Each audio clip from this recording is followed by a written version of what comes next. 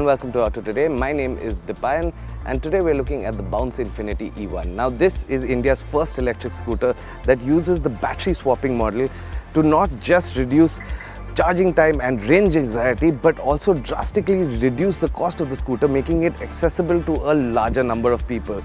Now behind me is the battery swapping station. You just come in, open the boot, take out the battery, put it in and take out a fresh battery and go, which means you get a full range of charge in just a few minutes. Now this is something, if the network is large enough, that will help bring EVs to the masses truly. And in fact, the price of the scooter is another thing that is likely to bring in the mass segment buyer. Now let's take a closer look at the Bounce E1 and see what it really has to take on the mass market mobility space. The design philosophy on the Bounce Infinity E1 is minimalist. The headlamp cowl that houses the LED headlamps and the instrument panel mounted above the faceplate is the only detail that really stands out. The rest of the E1 is governed by smooth flowing lines on the body. There's a gloss black centrally mounted plaque on the front fascia that works to break the monotony of the otherwise unicolored body of the E1. It also serves as housing for the indicators in the front. Now for the price, the Bounce looks premium overall, but there is certainly some room for improvement in terms of fit and finish. We hope by the time the E1 gets to final production spec that these smaller issues will be ironed out.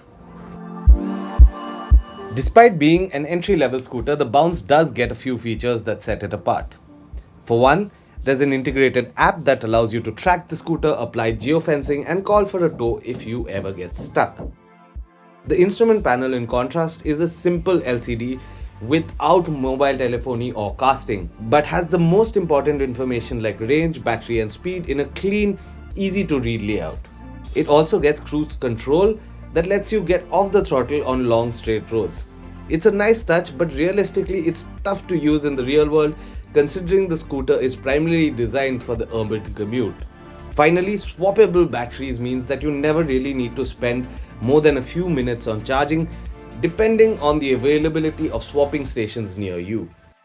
So now that we've told you about the design and the features on the Bounce Infinity E1, the proof of the pudding, as they say, is in the eating.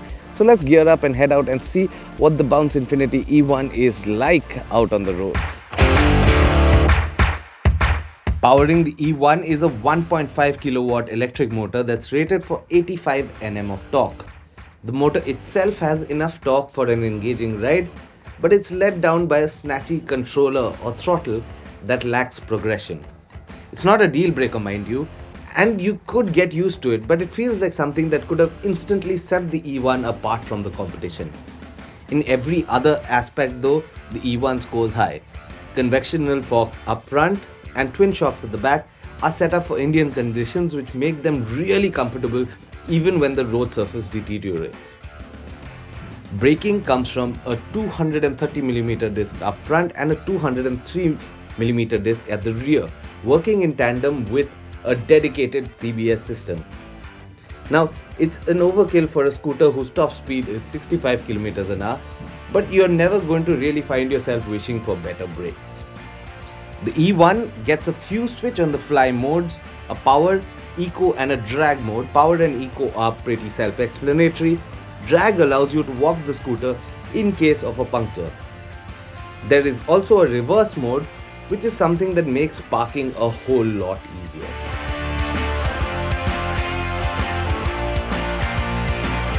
Now we've spent the better part of today getting to know the Bounce Infinity E1. Now there is a lot to like about the scooter, but I think the main draw for this scooter will be the price.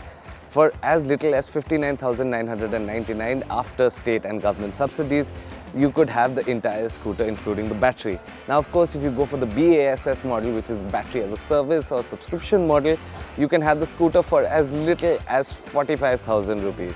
Now that I think will make a huge case for people looking to make their first inroads into EVs, and the fact that Bounce is made in India and is a comparatively reliable company, I think will make a strong case for the Bounce Infinity E1. Although the thing that Bounce will have to get right in the future is deliveries and bookings, and to make sure deliveries go out on time, but that we'll see at a later date. As far as the scooter goes, that's it from us. This is Didi signing off.